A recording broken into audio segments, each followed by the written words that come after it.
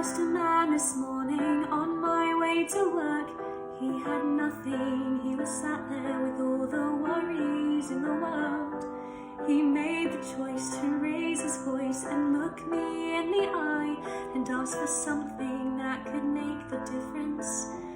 Live or die, and I stood there and somehow I was drawn to him, and I know it's not fair, but somehow I envied him, and now I know it's 'cause everything seemed simple in that moment.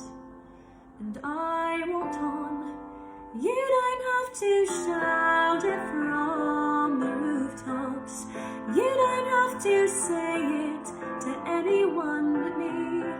I listen, but you're staying silent and expecting me to hear you, but I can't. Please just whisper it. Whisper it to me.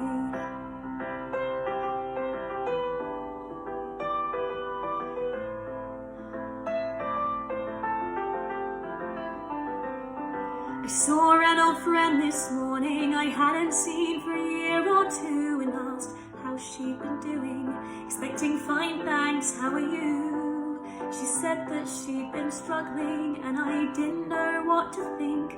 I felt bad that I'd ignored her, so we went and had a drink, and I sat there and felt like I could offer nothing, and I know it's not fair, but I felt distracted, 'cause although I care, when I listened, I thought of you.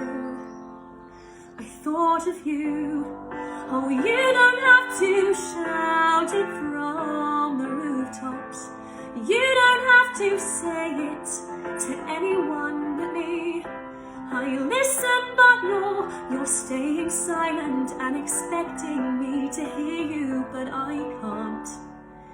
Please just talk to me. Talk to me. You said you wanted to emulate your brother and do the things he never could. You wanted to create a legacy. You were so sure, like you understood what you wanted to do, and how you planned on working through it, how you need to speak to someone, how he spoke to you.